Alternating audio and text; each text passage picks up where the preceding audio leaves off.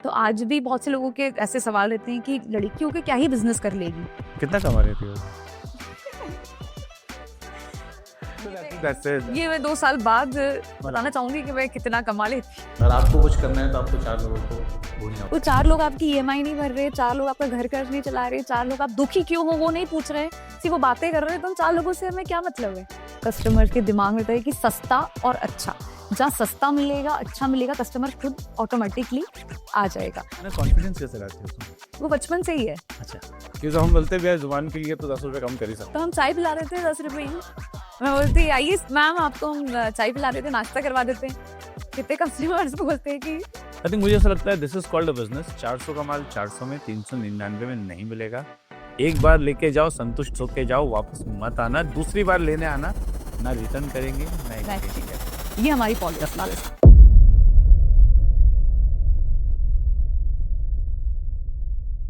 Are you a woman entrepreneur, या फिर आपका सपना है एंटरप्रेन्योरशिप में कूदने का? क्या आप भी क्लॉथिंग बिजनेस से अपनी जीवन की शुरुआत करना चाहते हैं? अगर हाँ, तो ये द शिकुन शो का एपिसोड आपके लिए है। एक ऐसा एपिसोड जहां पर आप मिलने वाले हैं ऐसी शख्सियत से जिन्होंने अपनी 20 साल की उम्र में 5,000 रुपए से जॉब की शुरुआत की और आज करोड़ों का टर्नओवर मैनेज कर रही है। आप मिलने वाले हैं ऐश्वर्या वर्मा से, जिन्होंने ऐश बाय ऐश्वर्या के नाम से ना सिर्फ इंदौर बल्कि भारत के कोनों कोनों में अपने कपड़े, अपना मटेरियल और अपना नाम पहुंचाया है। एक ऐसी कहानी जो ना सिर्फ आपको इंस्पायर करेगी, ना सिर्फ आपको मोटिवेट करेगी, बल्कि सोचने पे मजबूर करेगी कि अगर आपके जीवन में सपने देखने के हौसले आप में हैं तो आप उड़ान भर सकते हैं, आसमान को छू सकते हैं। Let's meet Aishwarya Verma. Okay, so I start with basic question. बहुत कॉमन बातें करने वाले, एकदम दिल से बात करेंगे, वो बातें करेंगे जो सबको जाननी है। मैं भी जानना चाहता हूँ। मैंने अब तक सिर्फ तुम्हें देखा है, रील्स पे देखा है, कंटेंट में देखा है, आज मेरे सामने हो, ठीक है? तो आई थिंक वो बातें मुझे जाननी है जो आज इस वीडियो को देखने वाला हर व्यक्ति जानना चाहता है। जी बिल्कुल। कैसे तुमने शुरू करा, कैसे तुम्हारी लाइफ थी? तो my first question is very simple. तुम्हारे सपने बहुत अलग थे। तुम्हारी लाइफ में एक मोमेंट आया होगा, लोग क्या कहेंगे? जी। How you handle that moment, लोग क्या कहेंगे? देखिए, ये तो हर किसी की लाइफ में आता है कि लोग क्या कहेंगे, और मुझे लगता है कि अपन जब लोगों के बारे में सोचेंगे तो आप जहाँ हैं वहीं रहेंगे। जब आप मतलब मैंने ये कभी ध्यान दिया ही नहीं कि लोग क्या कहेंगे। हमेशा से मेरे ड्रीम्स बहुत अलग थे, क्योंकि मैं एक सिंगल गर्ल हूँ। मेरे पेरेंट्स के बहुत सारे ड्रीम्स थे, और जब मैं हुई थी तब हमेशा नानी कहती थी लड़की हुई है क्या ही करेगी, लड़का होता तो तुम्हारा बुढ़ापे का सहारा होता। तो बस वो दिमाग में मम्मी ने कहा था। पर नाना जी उस टाइम भी कहते थे कि लड़की देखना पेपर में नाम जरूर छपाएगी। मम्मी को एक इमोशनल मूवमेंट था मम्मी के लिए कि लड़की है, आगे शादी हो जाएगी, कैसे सब कुछ होगा। बट आज मम्मी बहुत प्राउड फील करती है कि जो लड़का नहीं कर सकता वो आज एक लड़की ने कर दिखाया। जहां से भी निकलती है, अरे ये ऐश्वर्या की मम्मी है, आप ऐश्वर्या वाली मम्मी हो ना, उनकी मम्मी हो। तो मतलब मम्मी को बहुत गर्व महसूस होता है। तो उनकी आंखें देखकर जो दिल में सुकून होता है कि हाँ मैंने कुछ करा है और कोशिश कर रही हूँ बिल्कुल। तो मैंने लोगों का कभी नहीं सोचा कि लोग क्या कहेंगे। जब मैं एक्टिंग फील्ड में जाना चाहती थी तब लोग कहते थे कि नहीं, कैसे आप क्यों जान दे रहे हो, फील्ड अच्छी नहीं है, ऐसा नहीं। तभी मेरी मम्मी ने मुझे किसी भी चीज़ के लिए नहीं रोका। मतलब मैं बहुत ज़्यादा ही उनका करती हूँ, क्योंकि उन्होंने मुझे कभी किसी पंख नहीं मेरे मुझे मुझे उड़ने दिया। वो उन्होंने बताया था कि मैं अलग ज़रूर हूँ पर गलत नहीं। मैं जो करूँगी उनका नाम रोशन करने के लिए करूँगी। तो लोग क्या कहेंगे मैंने कभी भी, आज भी मैं बिल्कुल ध्यान नहीं देती किसी भी चीज़ में, क्योंकि मुझे पता है मेरे ड्रीम्स अलग हैं पर गलत नहीं है। Nice, that nice, that's a very big thing. आप HDFC में थे, जी। आप लोन बेचते थे, मतलब ऐसा लगता था? मैंने 12th पास आउट किया और फाइनेंशियली कंडीशन इतनी थी नहीं कि मैं आगे पढ़ाई में कंटिन्यू करूं। वैसे मैंने रेनेसा कॉलेज से अपना एजुकेशन किया, भी खुद ने जॉब की और खुद ने फीस भर के अपना कॉलेज लाइफ कंप्लीट की है। तो मैं जब मुझे 5,000 सैलरी मिलती तब मिलेगी जब कोई मुझसे लोन लेगा। मैं कॉल करती थी, सर प्लीज आप लोन लेंगे। तो कितनी बार तो फोन सुनते ही जैसे हम लोग कट कर देते हैं। आज भी हमारे पास कोई कॉल आता है कि सर आपको लोन की रिक्वायरमेंट है, कितनी बार फोन कट कर देते थे। तब निराश होके कि आज तो एक ने भी फोन नहीं उठाया, कैसे मेरी सैलरी होगी। फिर दूसरे दिन कभी किसी ने कॉल उठा लिया कि हाँ मैडम आप मीटिंग करवा दीजिए, हम लोग इंटरेस्टेड हैं। तो उस दिन बन जाता था कि चलो ठीक है, इस मंथ सैलरी आने वाली है, 5,000 रुपए इस महीने आ जाएंगे। और मैं मतलब ऐसा है कि उस टाइम तो बेन वगैरह चलती थी, गाड़ी टू व्हीलर भी मेरे पास थी नहीं उस वक्त, और मेरे सारे फ्रेंड्स के पास टू व्हीलर थी। मैंने कहा नहीं भैया, आप लोग आगे तक बहुत जाना है, गाड़ी लेनी है सबसे पहले। तो मैं उस टाइम 10 रुपए बचाने के चक्कर में जंजीरवाला से राजबड़ा मेरा घर हुआ करता था, तो मैं 10 रुपए बच जाएंगे, थोड़ा सेविंग में गुल्लक, अभी भी गुल्लक है मेरे पास, ऐसे उस टाइम में 10 रुपए गुल्लक में डालती थी, आज मैं 1,000 रुपए पर डे गुल्लक में डालती हूँ, कि मुझे आदत है सेविंग करना, स्टार्टिंग से ही है। 10 रुपए बचाने के चक्कर में मैं ऑफिस से घर तक पैदल जाती थी। वो दिन भी मुझे आज भी जब याद आता है कि आज ठीक है खुद ने कार परचेज कर ली, वो दिन भी क्या हुए दिन होते थे कि जब आप 10 रुपए बचाने के चक्कर में आप पैदल जाते गुल्लक बहुत बड़ी हो गई, लेकिन गुल्लक बड़ी हो का रोज डल रहे हैं, देख रही हो तुम। पहले 10 रुपीज में सेल करती थी। ये आदत मुझे भी डालनी है यार, पहले मैं डालता था। मुझे है गुल्लक की, मतलब हर मंथ मेरी गुल्लक फुल होती है, फिर अभी उसको मुझे फिर पता इन्वेस्ट रहता है करती कि हूँ। मैं गुल्लक में पैसे डालूंगा तो मुझे पता रहेगा कितने हो गए हैं, तो मैं निकाल लूंगा उसको। भाई मैं भी ऐसे करती हूँ, गुल्लक बनाती हूँ और फिर उसे हर मंथ खोल खोल लेती हूँ, बिजनेस में लगा देती हूँ, हाँ ये बढ़िया है। बिजनेस में इन्वेस्ट कर देती हूँ। है कि वुमेन एम्पावरमेंट में जो सबसे बड़ी चीज छूट रही है ना ऐश्वर्या, वो पता है क्या है? एक महिला तब तक सशक्त नहीं हो सकती। देखो समझना, साइकोलॉजिकल समझना, मेरे हाथ में एक झोला था, ठीक है, और सशक्तिकरण के नाम पे दूसरा झोला भी पकड़ा दिया, ठीक है, वजन कम नहीं हुआ है, वजन बढ़ गया है। पहले अकेला एक झोले का था, उस झोले में घर, बच्चे, परिवार, खाना और ये सारी चीजें।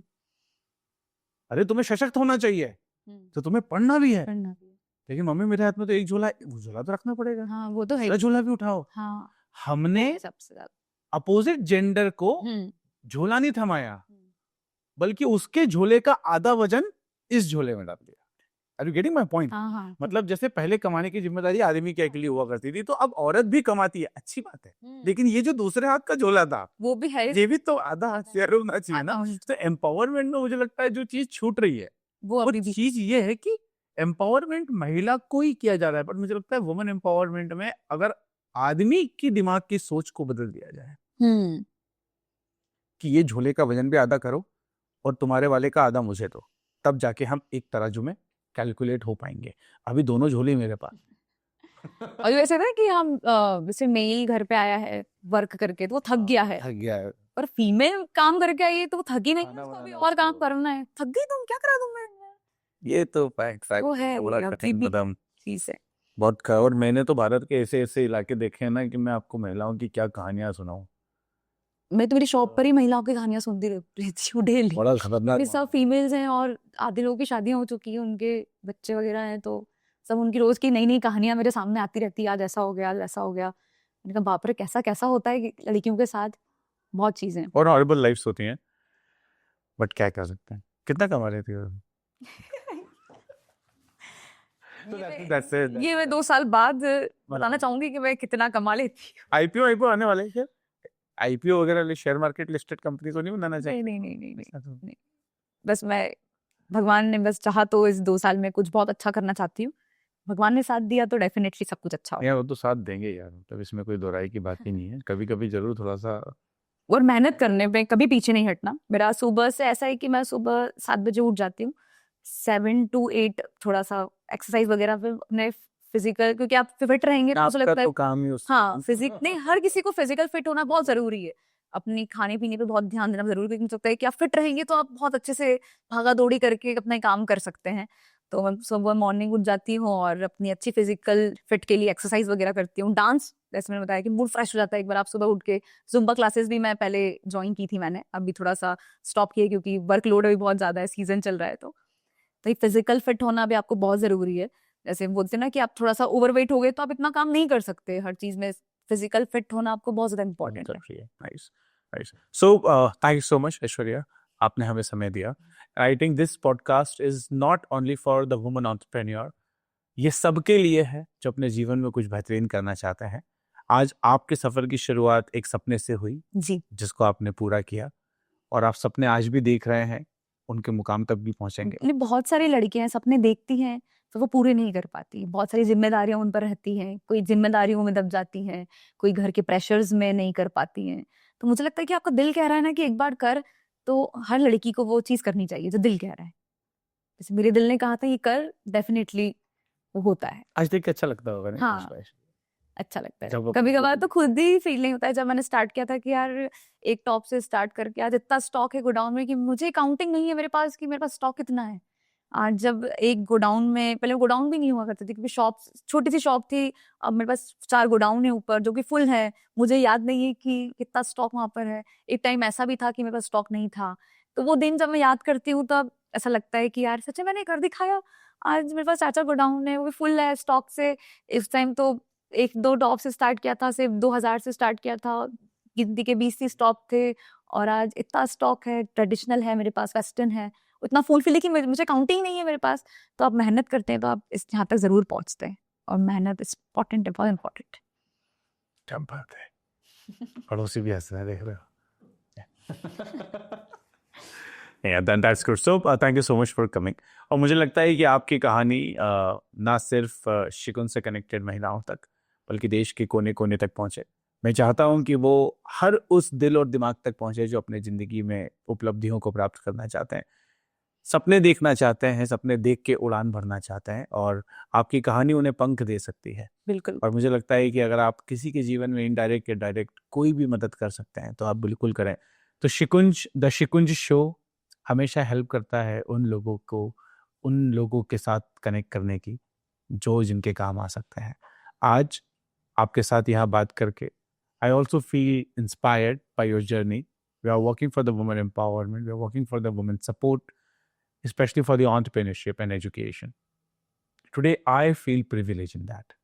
और मुझे बड़ा अच्छा लगता है, गर्व होता है एक महिला के समक्ष बैठकर ये बात करने से और ये बात कहने से कि अगर एक नारी सशक्त होती है तो ना सिर्फ वो एक परिवार बल्कि वो अपने समाज और अपने देश को सशक्त करती है। बिल्कुल। Thank you so much for coming. Thank you so much. When you got your first order on Instagram, how was the feeling? मतलब वो फीलिंग्स तो ऐसे मतलब शब्दों में बयां हो ही नहीं सकती है। फर्स्ट ऑर्डर की जो फीलिंग्स थी, मतलब मुझे रात भर नींद नहीं आई कि सच में मैंने, मतलब एक टॉप था जो मैं लाई थी वो सेल हो गया, और कस्टमर खुद शॉप तो था ही नहीं, घर पर आकर लेके गया। एक अलग ही फीलिंग्स थी, मुझे रात भर नींद नहीं आई, और मतलब उससे मेरे और थॉट्स वो हुए कि मैं और आगे इस फील्ड में जा सकती हूँ। Nice, super plan. Okay. तो आपके लाखों में फॉलोअर्स हैं। What strategy you are using to convert your followers in the customers?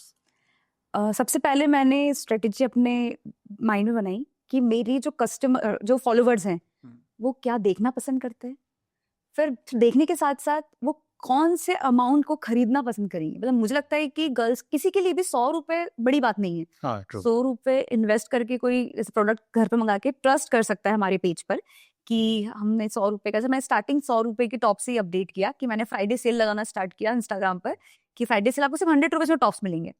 मैं एज अ कस्टमर मैंने पेज देखा कि यार 100 रुपए में टॉप, ठीक है 100 रुपए में क्या ही जाएगा, अपन ऑर्डर कर देते हैं। 100 रुपए में जब उसको प्रोडक्ट हाथ में आया तो उसे एक ट्रस्ट मिला कि 100 रुपए का टॉप भी इतना अच्छा आ सकता है। तो वो कस्टमर मतलब परमानेंटली मेरे हो गए, और उन्होंने फील्ड आगे भी दूसरे जो उनके फ्रेंड्स वगैरह है उधर फॉरवर्ड किया पेज कि ऐश्वर्या पेज है, इसे तो फॉलो करें, 100 रुपए का फ्राइडे टॉप मिलता है। तो उसी से माउथ पब्लिसिटी मेरी हुई। एक कस्टमर ने जब परचेज किया तो उसने आगे भी फीडबैक दिए अच्छे कि 100 रुपए का टॉप बहुत अच्छा था फ्राइडे सेल पे, तो वो कस्टमर परमानेंट हो गया। उसने और आगे सजेस्ट किया तो वो भी फॉलोवर्स भी नए ऐड मिले, मुझे नए कस्टमर्स भी मिले।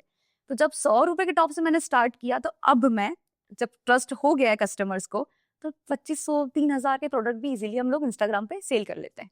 Very good. लाखों लोग आपसे कनेक्टेड हैं जी। There are lot of women, lot of girls who inspired by you, who inspired by your business. आज अगर एक कॉलेज की लड़की, a college girl if want to start a clothing business, आप उसे क्या सजेशन देना चाहेंगे? सबसे पहले मैं सजेशन दूंगी कि आप एक अपनी थोड़ी सी वैल्यू क्रिएट करें पहले, कि जिस फील्ड में आप जाना चाहती हैं उस चीज के बारे में पहले आप नॉलेज लें, बाहर से मार्केट सर्च करें। जब बोल रहे हैं कि क्लोथिंग बिजनेस स्टार्ट करने के लिए सबसे स्टार्टिंग है मार्केटिंग करना, सबसे ज्यादा इंपॉर्टेंट, वो भी अलग तरीके से, मार्केट से अलग। पहले आप देखिए रील्स में कौन कैसे रील्स बना रहा है, जैसे अभी सबसे अच्छा इंस्टाग्राम पे प्लेटफॉर्म आ चुका है, फीचर आ चुका है रील्स का, जिससे आप और जल्दी वायरल हो सकते हैं। मार्केट सर्च करिए कि सबसे पहले मार्केट में चल क्या रहा है, ट्रेंड क्या चल रहा है, उस पर थोड़ी स्ट्रेटेजी करें। तो आप एक बार आपकी मार्केटिंग तगड़ी होगी तो कहते हैं ना कि आगे बिजनेस आपको बहुत अच्छा फुटफॉल मिलेगा। नाइस। अगर आज कोई लड़की बिजनेस की शुरुआत कर रही है जी, क्या प्राइस रेंज का मटेरियल उसको अपनी शॉप पे रखना चाहिए?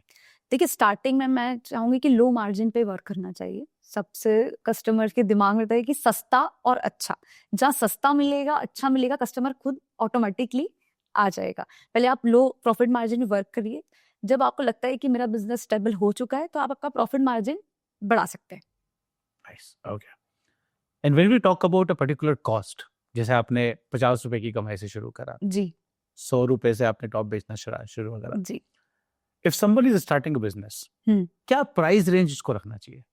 मैं तो यही सजेस्ट करूंगी कि स्टार्टिंग में आपको थोड़ा सा लो मार्जिन पे और कम प्राइसेस से 250 200 से ही स्टार्ट करना चाहिए। So मतलब here we need to understand what is the pocket size of the customer. हाँ। अगर पॉकेट साइज मतलब, क्योंकि जैसे आपका मुझे- कंज्यूमर कॉलेज गोइंग गर्ल्स जी जी जी। और ये 20-25 वाला एज ग्रुप है, हम्म, जिनके साथ कैश का एक बहुत बड़ा क्रंच रहता है, जी तो आप मेरे हिसाब से जो मटेरियल आपके पास जा रहा है वो 250 300 500, 5 और जो शॉप पे मटेरियल है क्योंकि वो एक अलग क्वालिटी का है, जी। और जो आप दूसरा रेंज आपके पास डेफिनेटली 2 रेंज होगी, एक इकोनॉमी रेंज होगी, एक हाई मतलब हमारे पास तीनों कस्टमर्स के लिए, एक हाई प्रोफेशनल कस्टमर्स के लिए भी, लोअर मिडिल क्लास भी है, मिडिल क्लास भी है, ताकि जो कस्टमर्स आए वो हमारी शॉप से परचेज कर सके। मेरी कैटेगरी अलग अलग कि मेरे पास कोई जैसे प्राइस का नहीं है, आप दिखाइए मैम हमें प्राइस की कोई वो नहीं है, तो उसके लिए भी हमारे पास प्रोडक्ट है। कोई बोलता है नहीं मैम हमारा बजट है थोड़ा सा 300 400 500 के आइटम चाहिए, तो उसके लिए भी हमारे पास प्रोडक्ट है। और कोई कहता है कि मैम मतलब 1000 के अंडर हमें चाहिए पर अच्छा प्रोडक्ट चाहिए, तो उसके लिए हमारे पास product. Perfect. So here my question on this answer my question is, आपकी शॉप में या आपके इंस्टाग्राम पे कई सारे कॉल्स आते होंगे जी हर कस्टमर का अपना एक नेचर और एक पेइंग कैपेसिटी होता है जी। वो कस्टमर आपकी दुकान से खाली हाथ ना जाए, इसके लिए आप क्या करते हैं? खाली हाथ ना जाए, सबसे पहले तो हम जैसे कस्टमर जब एंटर करते हैं हमारी शॉप पर तो सबसे पहले उसकी रिक्वायरमेंट पूछते हैं कि मैम आपकी रिक्वायरमेंट क्या है। तो मैं वो आधी चीज कोशिश करती हूँ कि मैं ज्यादा टाइम शॉप पर रहूँ और कस्टमर से पूछूं कि उनकी रिक्वायरमेंट क्या है। तब मैं ऐसे में स्टाफ अलग अलग कैटेगरी के डिवाइड किए हैं कि किसी अच्छे प्रीमियम कस्टमर्स हैं जिन्हें प्राइस की वो नहीं है, तो मैं उससे शिफ्ट करती हूँ कि प्लीज आप इसे अटेंड कीजिए, इनको ये परचेजिंग के लिए चाहिए। तो ऐसे मेरे स्टाफ मैंने डिवाइड कर रखे हैं ओके। और उन्हें मैं ट्रेन करती हूँ अपने हिसाब से कि कैसे वो कस्टमर से बात करेंगे। जैसे मैंने आपको बताया कि कैटेगरीज हम लोगों ने, तो मिडिल क्लास फैमिलीज के लिए भी हमारे पास प्रोडक्ट है और लोअर फैमिलीज के लिए भी और अपर फैमिलीज के लिए भी हमारे पास प्रोडक्ट है। तो मतलब टियर 1 टियर 2 टियर 3 आप जी। तीनों कैटर करते तीनों कैटेगरीज पे हम वर्क करते हैं। हैं? Okay. Now my question is, जो आपको सोचना पड़ेगा इसके लिए, ये मेरा रैंडम रैपिड फायर। ओके। कोई एक ऐसा कस्टमर जो आपकी दुकान में आया हो जिसने आपको बहुत ही बेहतरीन सीख दी हो? सीख तो मुझे रोज नई नई कस्टमर से मिलती रहती है। एक ऐसा कस्टमर तो याद नहीं, बहुत सारे कस्टमर्स ऐसे जो रोज हमें नई नई सीख देते हैं। अभी भी कस्टमर्स की कंप्लेन रहती है कि मैम आपके प्रोडक्ट्स बहुत जल्दी खत्म हो जाते हैं, हम कॉल करते हैं इतनी जल्दी सोल्ड हो गया। तो फिर उन्हें हमें समझाना पड़ता है कि मैम हमारे फॉलोवर ज्यादा हैं और हम लोग ट्रेंड पे काम करते हैं, रोज नई नई डिजाइन मार्केट में आ जाती है, तो हम एक पैटर्न को ज्यादा क्वांटिटी में नहीं परचेज कर सकते। जैसे अब मैंने मान लीजिए एक प्रोडक्ट परचेज कर लिया और वो नहीं बिका, तो इसलिए हमें जो हमारी क्वांटिटी होती है वो थोड़ी कम, मैं कम क्वांटिटी पे ही वर्क करती हूँ क्योंकि रोज नया नया ट्रेंड फॉलो आता है। Perfect. So there are lot of shops in Indore. Yes. बहुत सारी दुकानें हैं जो आज कपड़ा बेच रही है। ऐश बाय ऐश्वर्या क्या ऐसा कर रही है जो दूसरे नहीं कर रहे? ऐश बाय ऐश्वर्या अपनी प्रोडक्ट के साथ साथ मार्केटिंग पे बहुत अच्छा ध्यान दे रही है। हम रोज रील्स अपडेट करते हैं, मैं दिन की 4 रील्स अपडेट करती हूँ और अलग अलग कंटेंट पे अपडेट करती हूँ ताकि कस्टमर्स जो हमारे बायर्स हैं उन्हें कुछ नई डिजाइन्स मिले। एक ट्रेंड पे हम लोग वर्क कर रहे हैं, सबसे ज्यादा ट्रेंडिंग क्या चल रहा है मार्केट में, क्योंकि मैं खुद एक फैशन इन्फ्लुएंसर रह चुकी हूँ, मॉडल रह चुकी हूँ, एक्टर रह चुकी हूँ। फैशन क्या होता है सबसे मैं बहुत ज्यादा सर्च करती रहती हूँ। तो रोज मैं चाहती, मतलब ऐश बाय ऐश्वर्या इंदौर में एक ट्रेंडिंग शॉप है जो गर्ल्स को अपनी ओर अट्रैक्ट करती है। मेरे पास 3 मॉडल्स हैं जो कपड़े को प्रॉपर वियर करके बताते हैं कि आप पहनेंगे तो कैसा लगेगा। तो ये जो कस्टमर है वो इमेजिन कर लेता है मेरी रील्स को देखकर कि शायद यार मैं भी ऐसा ही लगूंगा जब मैं ये ड्रेस पहनूंगा। तो मुझे फर्स्ट पॉइंट उससे कस्टमर्स का एक वो मिल जाता है, मतलब कि कस्टमर्स को प्रोडक्ट पसंद आ गया, उसने इमेजिन कर लिया कि मैं ऐसा ही लगूंगा। तो मैं जो इंदौर में शॉप्स है उससे एक ही अलग कर रही हूँ कि अपनी मार्केटिंग पे बहुत अच्छा ध्यान दे रही हूँ। दूसरा, मेरे जो प्राइजेस हैं वो मार्केट से बहुत कम है। मैं बहुत लो प्रॉफिट मार्जिन हम लोग वर्क कर रहे हैं ताकि जो हर कस्टमर्स को ऐसा कहेंगे कि मतलब हर कोई चाहता है कि यार मेरे 200 रुपये बच जाए, 100 रुपये बच जाए। मतलब 100 रुपये बचाने के लिए भी कस्टमर दूर से भी हम लोग, क्योंकि गर्ल्स की एक मेंटलिटी रहती है कि वो बार्गेनिंग जरूर करते हैं, पर हम लोग बार्गेनिंग का एक फंडा ही नहीं रखते, हम लोग फिक्स रेट पे काम करते हैं। हर कस्टमर को पता है कि यहाँ पर हमें हमेशा लो प्राइस पे बेस्ट क्वालिटी मिलेगी। तो मुझे लगता है कि मेरी शॉप्स इसलिए डिफरेंट है क्योंकि मैं ट्रेंड पे वर्क करती हूँ और प्राइसेस पे वर्क करती हूँ। And what about the service? I mean like clothing business में सबसे मेजर चैलेंज आता है नेचर एंड सर्विस। मतलब जी। दुकान में कपड़ा खरीदने में पहुंचा, एक ने बोला ठीक है भैया वो दुकान है ले लो, और एक होता है जी मैं आपको दिखाता हूँ, हाँ। दूसरा होता है ये होता है नेचर, दूसरा होता है सर्विस। जी। और लेके गया, उसने देखा कि यार पीस फटा हुआ है, जी। उसने आपको तुरंत कॉल किया, जी। आपने तुरंत कॉल रिसीव किया। जी। So when we talk about nature and service, आप इसमें क्या डिलीवर कर रहे हैं? देखिए हम लोग सर्विस बहुत बेस्ट क्वालिटी, हमारा प्रोडक्ट बेस्ट क्वालिटी में हम लोग सर्वाइव कर रहे हैं, सबसे सर्व कर रहे हैं सबको। जैसे कोई कॉल हमारी तरफ से कोई मिस्टेक में जाता है कि कोई कपड़ा हम लोगों ने ऑनलाइन भेजा और डिफेक्ट निकला या कुछ ना, तो हम डेफिनेटली एक्सचेंज करते हैं। वैसे हम लोग no return and no exchange पे वर्क करते हैं, क्योंकि बोलते हैं ना कि इंसान का भरोसा नहीं है, कपड़े का कैसे भरोसा करेंगे। सही बात है। फैशन के दौर में गारंटी वारंटी हम लोग किसी प्रोडक्ट की देते नहीं है, पर हाँ हम लोग बेस्ट क्वालिटी पे वर्क करते हैं, no return and no exchange पे वर्क करते हैं, ये हमारी पॉलिसीज है। Okay, even in the high range product जो 3000-4000 के जी। प्रोडक्ट्स आते हैं, जी। उसमें भी हम एक्सचेंज या रिटर्न नहीं करते हैं? नहीं, हम लोग कस्टमर को वेल सेटिस्फाइड, जैसे कस्टमर्स आते हैं शॉप पर तो प्रॉपर हमारी गर्ल है जो उन्हें प्रॉपर अटेंड करती है, प्रॉपर वो चेंजिंग रूम में उनके साथ ही खड़ी रहती है, प्रॉपर उन्हें पहनकर मतलब वो पहन के दिखाते हैं, जब उन्हें साइज वगैरह मेजरमेंट्स हम लोग प्रॉपर फिटिंग वगैरह सब करवा कर देते हैं। तो कस्टमर्स को फुल सेटिस्फाइड करके, मतलब हमारा काम है कि कस्टमर फुल सेटिस्फाइड हो, तभी, इसलिए हम लोग एक्सचेंज रिटर्न पे वर्क ही नहीं करते। Okay. और मुझे लगता है कि हर किसी को करना चाहिए। आई थिंक मुझे ऐसा लगता है this is called a business. 400 का माल 400 में, 399 में नहीं मिलेगा।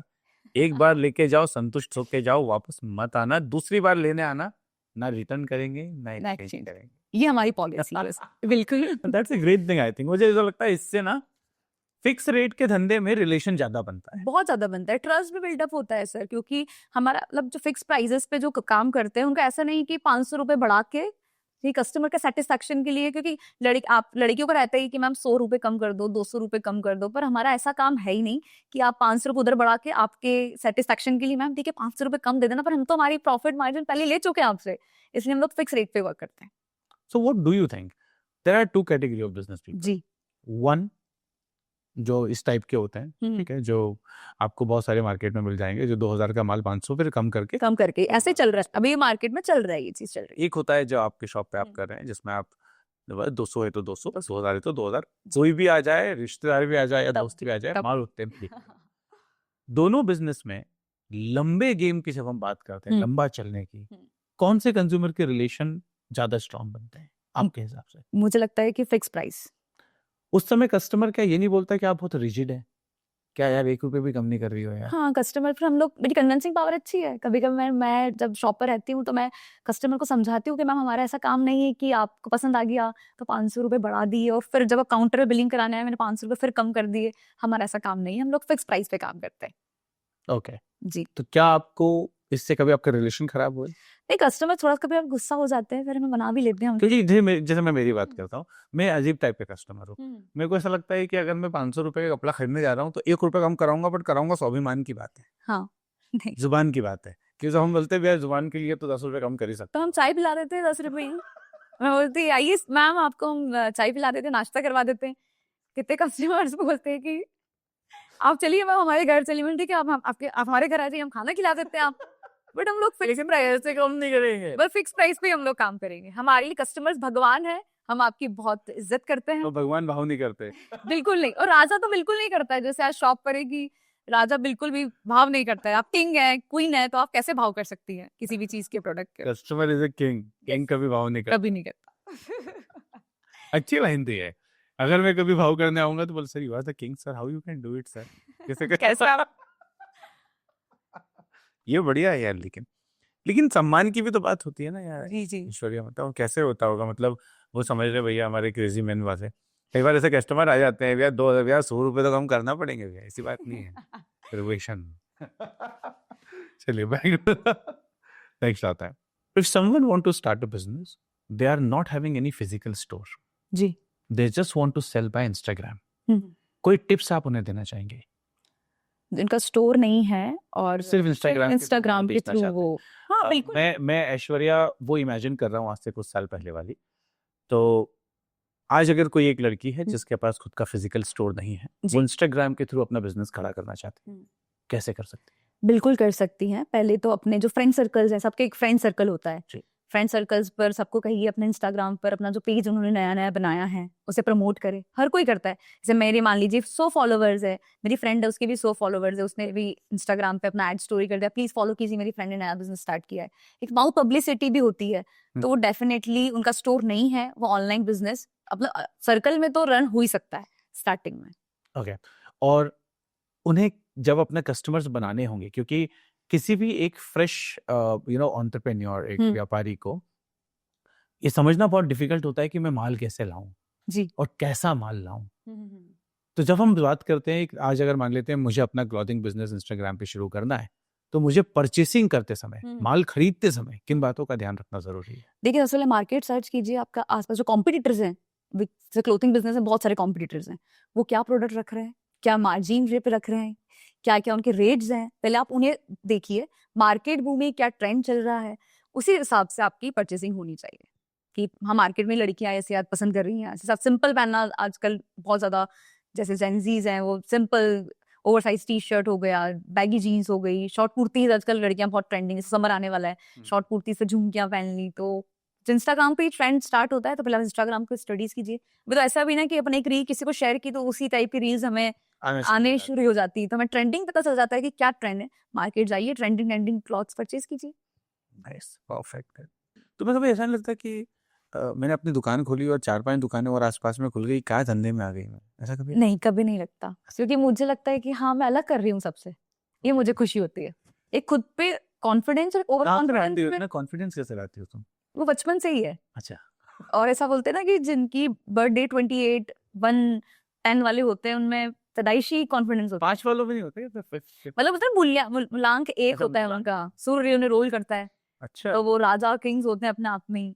तो वो एक है, मैं बहुत मानती हूँ उन सब चीजों को, एस्ट्रोलॉजी, ये सब चीजें बहुत ज्यादा मानती हूँ। कलर्स की मंडे कौन सा कलर पहनना चाहिए, ट्यूसडे कौन सा कलर पहनना चाहिए, संडे। इसीलिए ग्रीन में आई है। हाँ, 2026 जैसे सन का है ईयर है, तो इस साल जो 28 है, 10 है, वो एक अलग ही प्लेटफॉर्म पे पहुंचेंगे और मुझे लग रहा है कि हाँ सच में ऐसा होने वाला है मेरे। हमारे मानती है, ये काली गुड़िया मानती है। आज ही खरीद के लाई है। अच्छा, मेरे को उसके बैग में कील मिली। तो ये सब चीजें नहीं मानती मैं, भगवान पे बहुत ज्यादा विश्वास करती हूँ, कुछ नहीं, पूरा होता है। ये एक पॉजिटिव पर्सनालिटी, ये मानती है। अच्छा,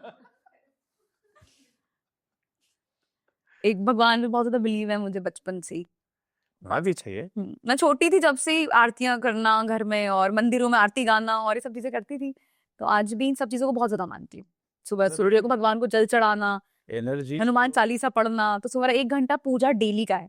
मैं डेली सुबह 1 घंटा पूजा करती हूँ मंदिर का। फर्क पड़ता है, उससे ऑरा बनता है जी, पॉजिटिव ऑरा क्रिएट होता है। वही ऑरा आपको, आप जहाँ भी जाते हैं वो ऑरा कैरी होता है। जो भगवान को मानता है उनकी एक अलग ही एनर्जी होती है, उनके पास पॉजिटिव एनर्जी, जब भी वो एंटर करते तो आपको एक अलग ही महसूस होगा कि हाँ यार ये पॉजिटिव इंसान है। ट्रू, उससे ना डील भी जल्दी डन होती है। हाँ, होती है।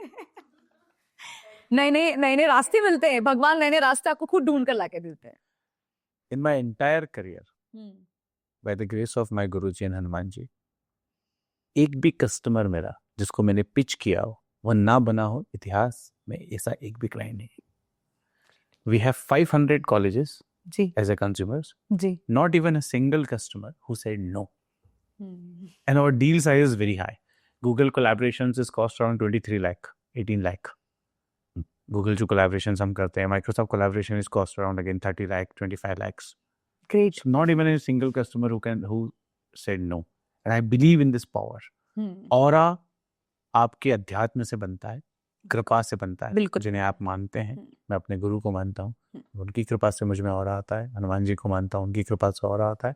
और वही ऑरा सब जगह कैरी होता है और उस ऑरा से सारे काम होते हैं। और मैं माता जी को बहुत मानती हूँ, दुर्गा माँ को बहुत ज्यादा, बचपन से। नवरात्रि में एक अलग ही मेरा ड्रेसअप वगैरह भी रहता है सबसे हटकर। नवरात्रि में मैं बहुत क्रिएटिव अपनी डिजाइन को लेकर, मैं ड्रेस रेंट पर भी देती हूँ। नवरात्रि में मेरा पूरा रेंटल बिजनेस रहता है, जो कि इंदौर में बहुत अलग ड्रेसेस रहती है। जो ड्रेस पहनकर जाता है, हो ही नहीं सकता कि उसको सेकंड प्राइज मिले, हमेशा फर्स्ट प्राइज ही विनिंग ड्रेसेस उनको, हम अवार्ड विनिंग ड्रेसेस में बनाती हूँ, क्योंकि जब मैं स्टार्टिंग बिजनेस में आई थी तब मैंने ये भी स्टार्ट किया था कि हम लोग जो भी मैं ड्रेस पहनती थी उस टाइम, वैसे मेरे पैसे तो थे नहीं, 12th मैंने पास आउट किया, मुझे नवरात्र गरबे का बहुत शौक है, बचपन से डांस वगैरह का बहुत ज्यादा, कभी सीखा नहीं मैंने, ये भगवान की कृपा है कि आशीर्वाद है उनका कि हाँ डांस वांस बढ़िया कर लेती हूँ। तो नवरात्रि में जब मैं गरबा करने जाती थी तो मैं ड्रेसेस में देखती थी यार कितनी सुंदर सुंदर ड्रेस पहनते हैं, उस टाइम रेंट पर भी नहीं ले सकते, तो उस टाइम भी 500 भी मेरे लिए बहुत बड़ी बात थी।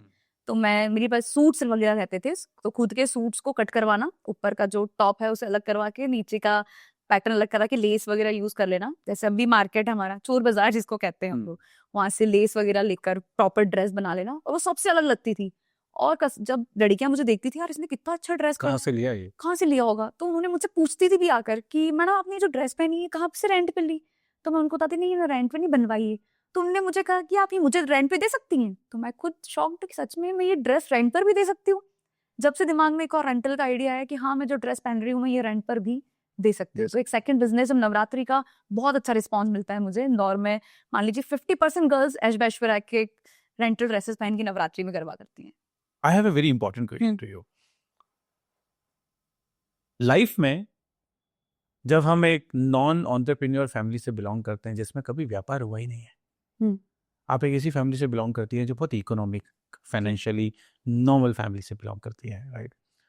जब आपने जीवन में पहली बार बिजनेस में कदम रखने की बात करी, आपके पिताजी ने आपसे क्या कहा? देखिए मेरी लाइफ में मेरे पिताजी का कोई रोल नहीं रहा स्टार्टिंग, तो मैं ये कहूँगी कभी उन्होंने मुझे किसी भी चीज़ के लिए सपोर्ट नहीं किया, पापा की तरफ से मुझे कभी किसी चीज़ का सपोर्ट नहीं मिला। जो है मेरी मम्मा है, और मेरा सबसे बड़ा बिग सपोर्ट है मेरी दीदी। वो रियल नहीं है, बड़े पापा की लड़की हैं, पर उन्होंने रियल बहन से भी ज़्यादा सपोर्ट अभी भी मेरा करती हैं। शॉप पर वही रहती हैं, मोस्टली जब मैं नहीं रहती हूँ तो शॉप वही संभालती है पूरा। तो सबसे ज़्यादा बिग सपोर्ट मेरा मेरी दीदी का रहा है, और अभी भी मतलब मैं हमेशा हर किसी में डाउनफॉल आता ही है, हमेशा वो मेरे साथ खड़ी रही है।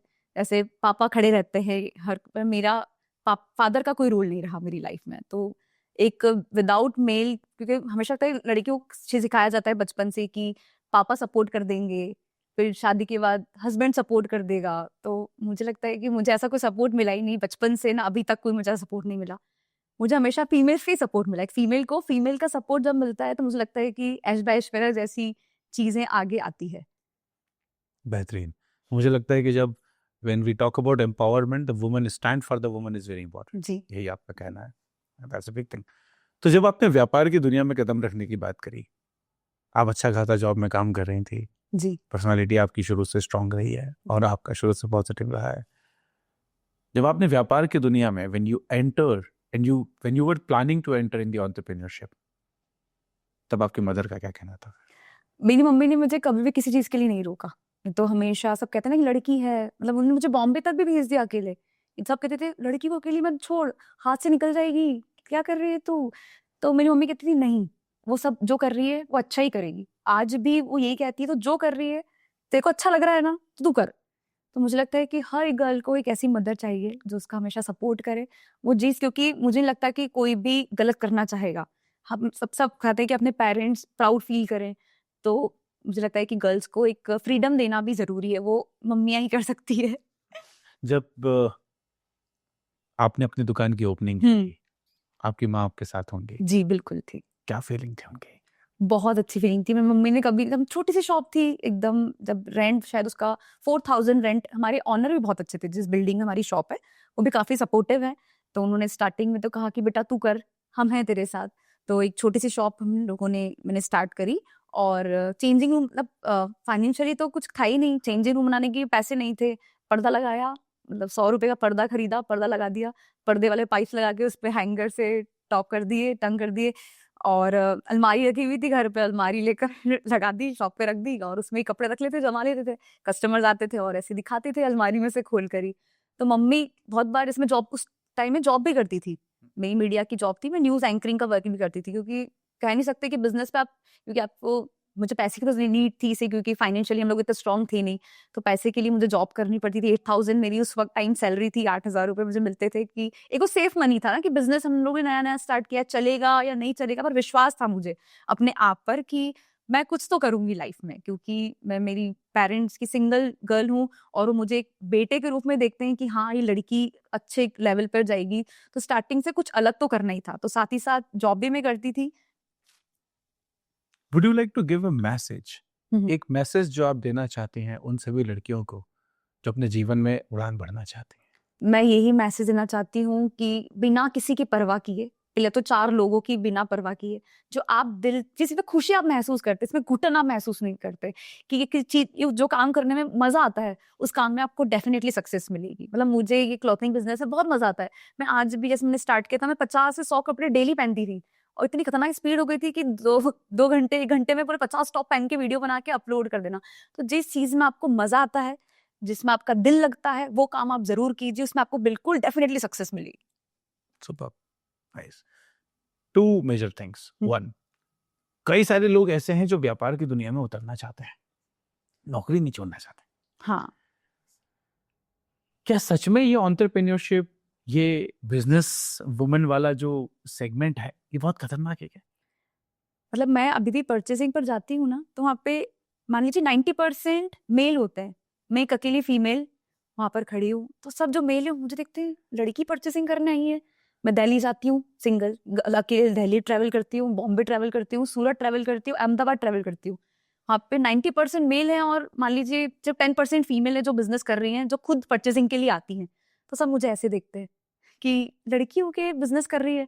तो आज भी बहुत से लोगों के ऐसे सवाल रहते हैं कि लड़कियों के क्या ही बिजनेस कर लेगी।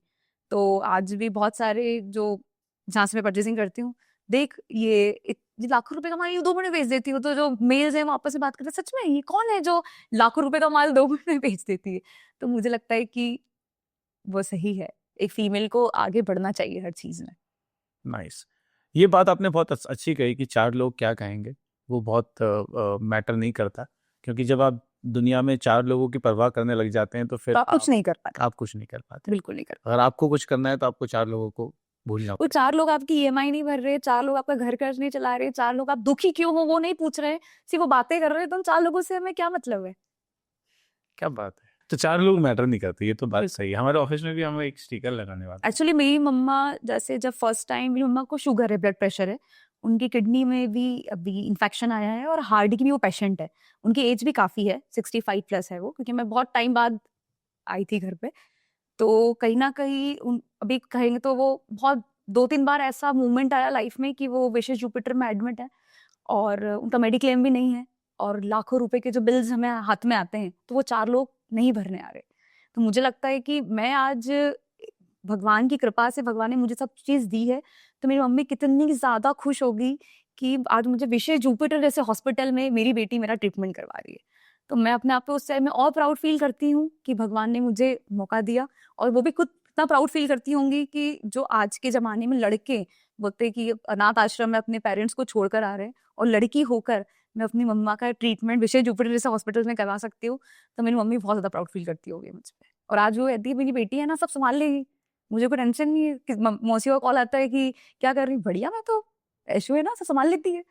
तो एक वो चीज़ जब मेरे को, मैं उनकी मुझे किसी 4 लोगों से कोई मतलब नहीं। मेरी मम्मा, मेरी दीदी, ये सब खुद मुझसे बहुत ज़्यादा सैटिस्फाइड है, वो बहुत प्राउड फील करते हैं मुझ पे, तो मुझे और किसी से कोई मतलब ही नहीं है। तो मुझे लगता है कि हर लड़की को 4 लोग क्या कहेंगे उसके बिना छोड़ के अपने पेरेंट्स किस चीज़ से प्राउड फील करेंगे, वो काम करना चाहिए। ऐश्वर्या की जिंदगी का सबसे बड़ा हर्डल क्या रहा है?